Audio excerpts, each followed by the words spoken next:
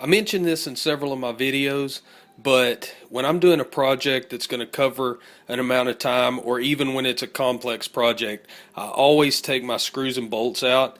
I put them in baggies and I label them. That way I don't have to hunt through them or put the screw in the wrong place. I know where they go. Okay, in this video I'm going to show you how to remove your seat cushion from a 2001 Dodge Ram 2500. This is a Cummins diesel. I've been doing a lot to it if you've been following me. What I did this time was I replaced the seat cushion in this Dodge. It was completely worn out, and I want to show you how easy it is to get out of this truck, because if you're like me, you looked and looked and looked, you end up taking the seat out, you take the console loose, you do all that stuff. You don't have to do that. Okay, let me show you how easy it really is. I flipped this cushion over the bottom of the seat, and there it is. Now, there's 4 bolts that hold this thing in, and I'll show you where they're at. Right here is your seat adjustment bar.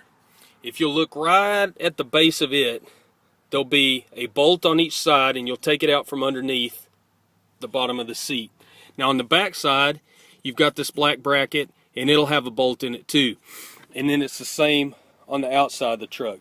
You take those 4 bolts loose, and your seat will come right out.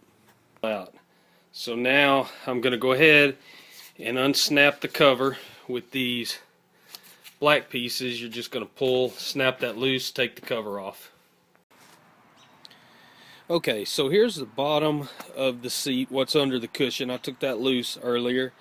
Took the cushion apart, got it out of there. It's sitting right over here, just awful. Anyway, when I took this apart, these springs were loose. So I've put them back, and then I've got these little wires that come down here and hold the cushion up. And I'm not liking the way these things can slide back and forth right here. They're going to come right back off. So what I'm going to do is I'm going to take and weld just a little knob on the end of these so they can't slide completely off. If you ask me, Dodge should have done that for me in 2001, but what I did, you can see there, I took and put just a weld right there to keep this from sliding off, just to create some friction. I think that'll hold up a lot better. That's why those springs in the back fell off, is because these came off the end and then it loosened up and the spring came loose. So maybe that'll be a fix for that. Okay, I've started putting the cover back on this cushion. I'm going to put it on the cushion first before I put it back on the platform.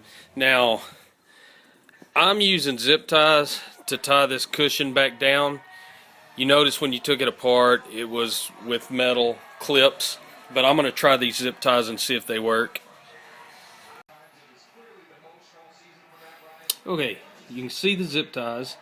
I tightened them real tight, and then I pushed the little knob around the back so it didn't kind of poke you while you're sitting there. Now these strips are for this Velcro line, and as you're putting your cushion on, you'll put these strips right down this Velcro line.